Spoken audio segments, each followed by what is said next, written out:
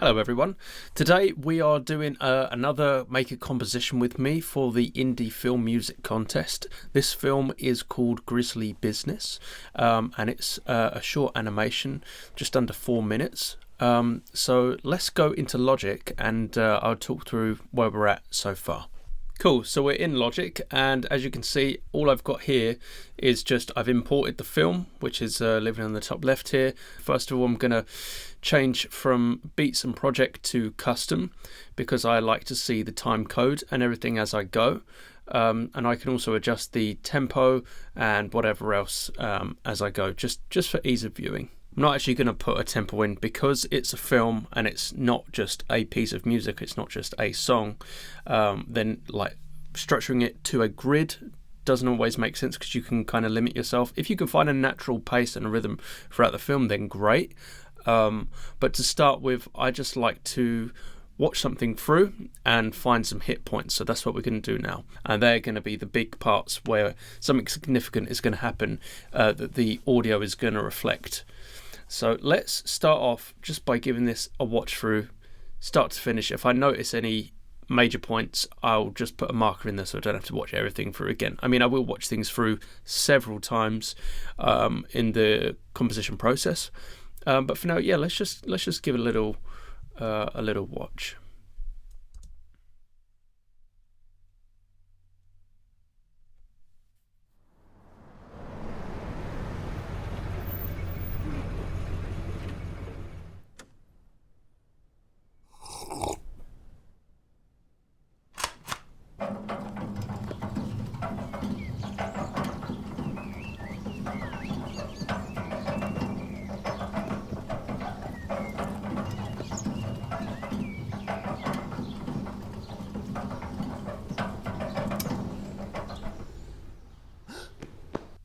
Alright, so I'd say that's a hit point.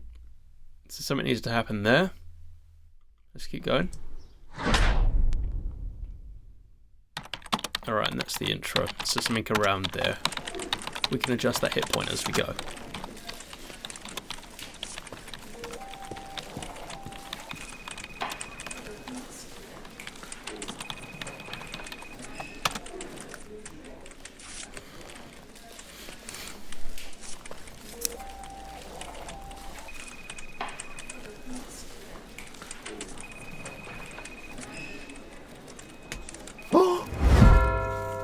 Alright, hit point there. Significant realization.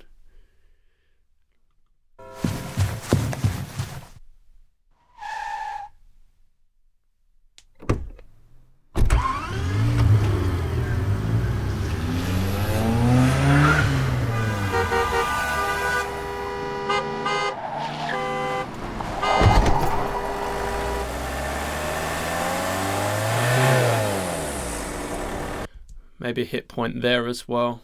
We could go into slow-mo, like a boo, you know what I mean? Like a descending pitch or something. Okay.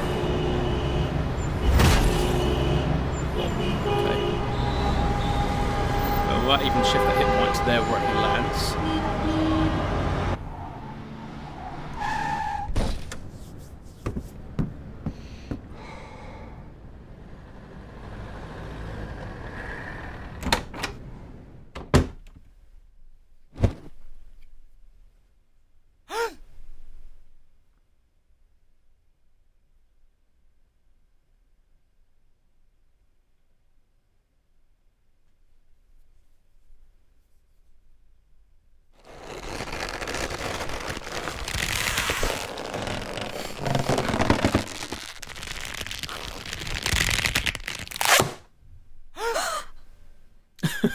Hit point, I guess.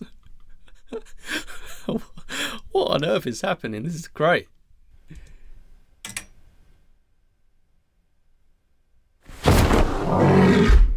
Whoa.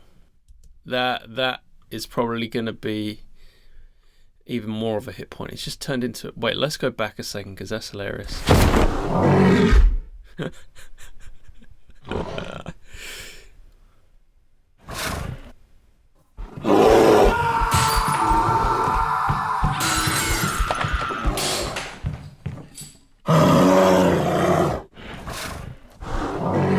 Damn.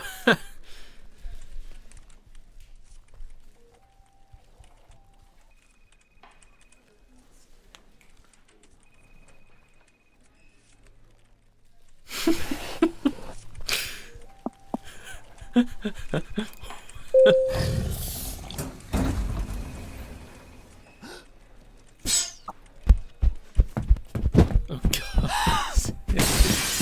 There we go.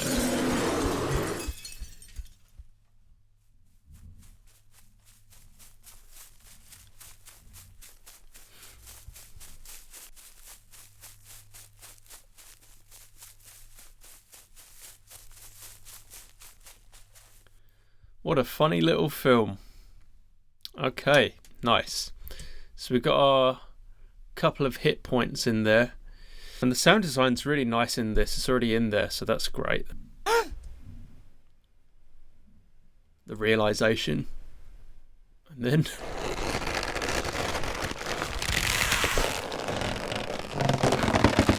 some sort of build up around here. Hopeful. Or something like that. Back to horror.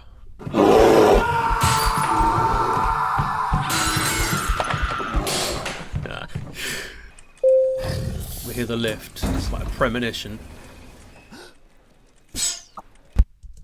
Oh, we could do a literal hit point when that guy gets hit. Alright, I think that's about it. I think that's all we're going to need. So now we've got to think, is there a kind of pulse through this that we can use or identify or anything at all? We might end up with a bunch of different sections, but I think because the film is so short, it would be good to have an overall theme. Alright, let's start with light-hearted. I'm feeling some sort of pizzicato, maybe violas, something like that. Something quite... we should just do, I think maybe fifths for the minute, just nothing too major or too minor, just balanced.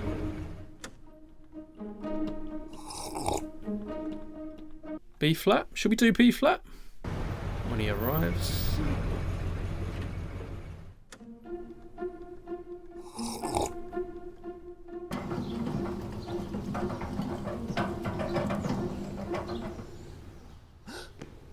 Feel something really light and playful on top of that. Maybe some kind of Glock? Marimba might work.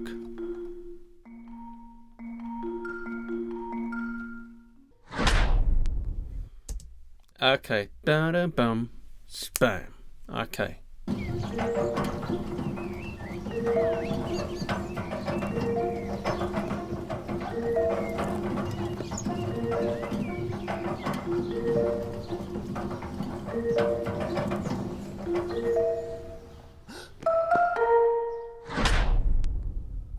Yeah, I think that'll work, you know.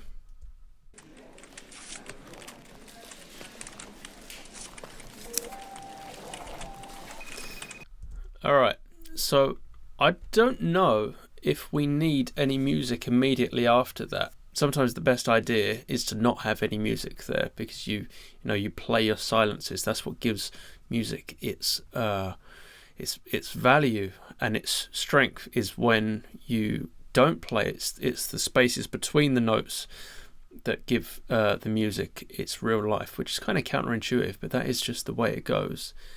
If I continuously speak and ramble and don't ever come up for air, then it doesn't feel natural that it kind of fits.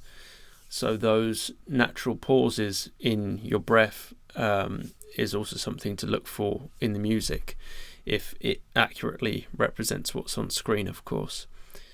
Because of the nature of this film, I think we can get away with no music there for the minute.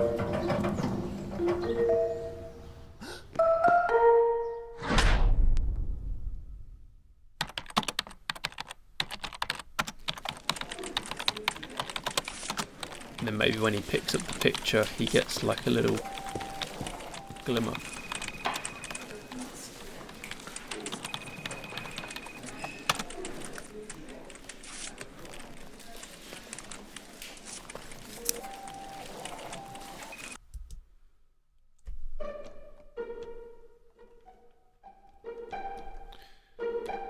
Okay, so can you hear that in the printer there?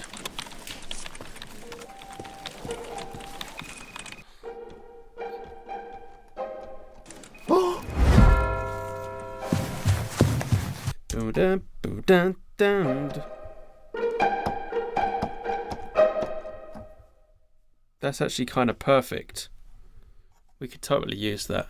I just don't want to overdo that G minor to the point where it sounds like I'm clashing with it and you can't hear the actual notes of the office machines.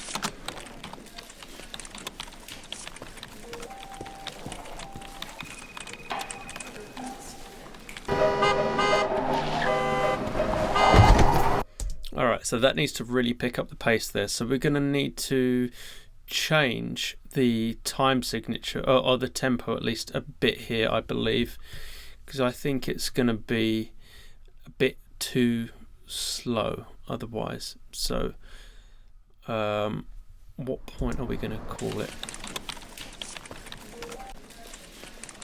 We're going to call it at the clock.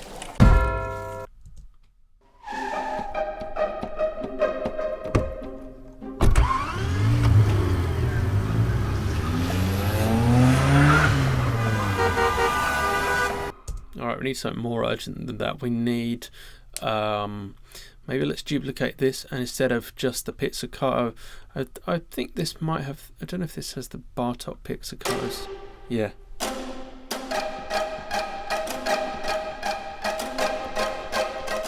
Alright, so we need some chaos. We can do it in 7/4, change it up a bit. We'll insert a new time signature there, as well as the tempo change potentially. We'll see how fast this sounds. Now we're going in 7.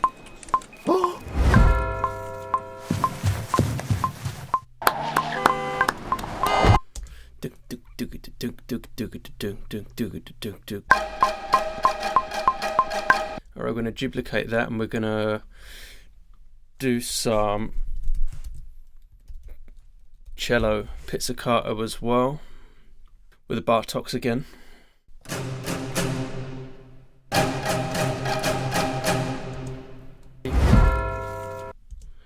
So that's already got that chime in there. So we're gonna, let's make that into chimes now, or tubular bells.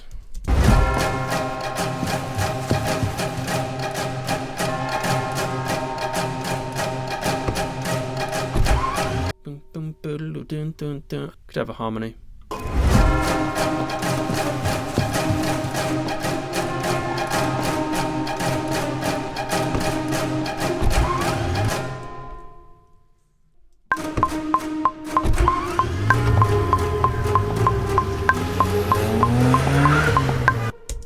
So we're just going to copy, paste, rather than recording everything again. I'm going to highlight all of that.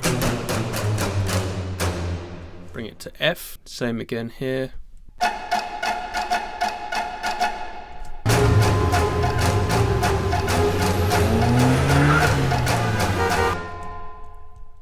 Cool, I like that. I think we can definitely work with that there. So we definitely need something in between here and the clock striking. Maybe not instantly, but definitely when he comes to a realization.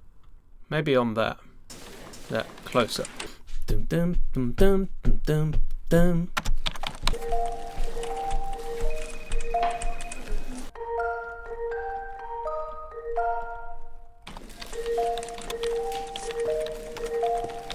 I think something like the Hans Zimmer strings actually. Yeah, cool.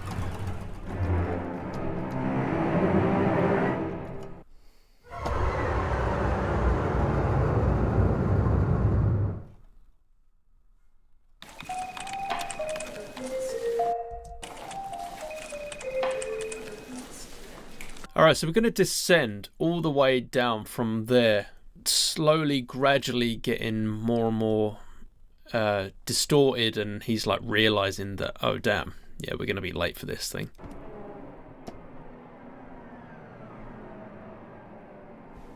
Something like that.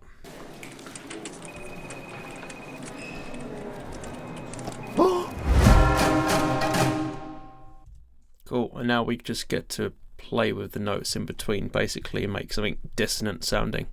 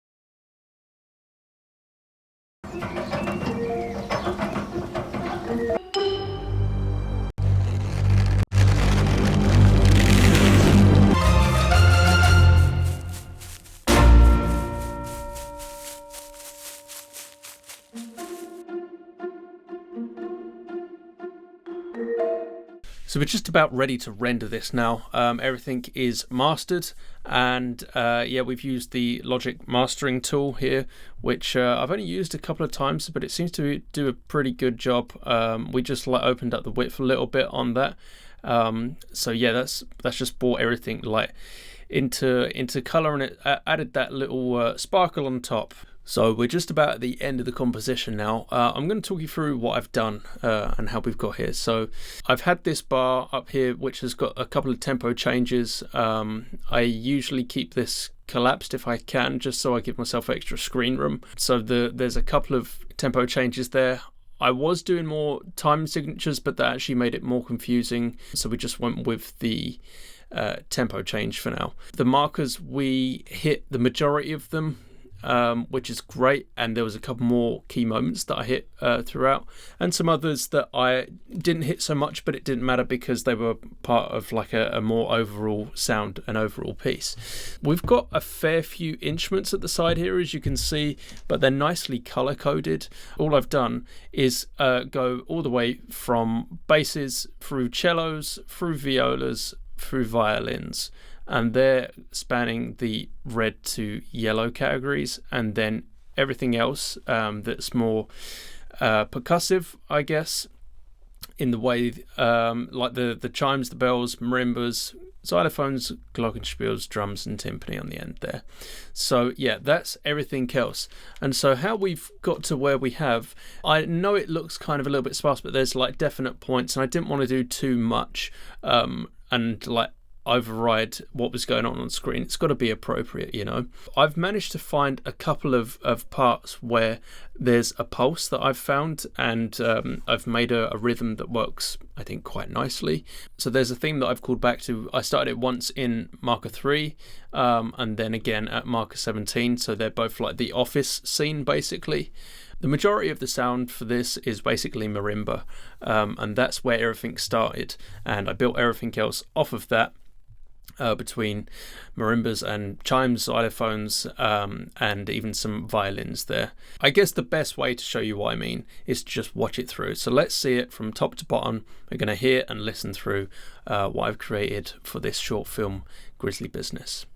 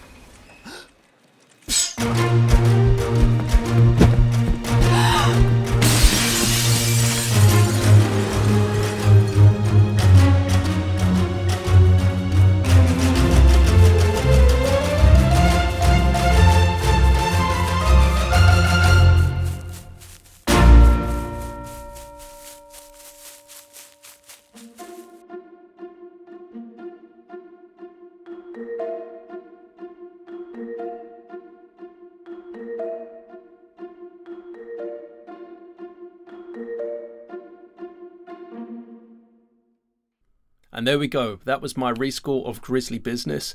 All that's left for me to do now is to render this out and submit it to the contest, and we'll be well on our way. As always, thank you for tuning in, and I can't wait to get started on scoring the next film.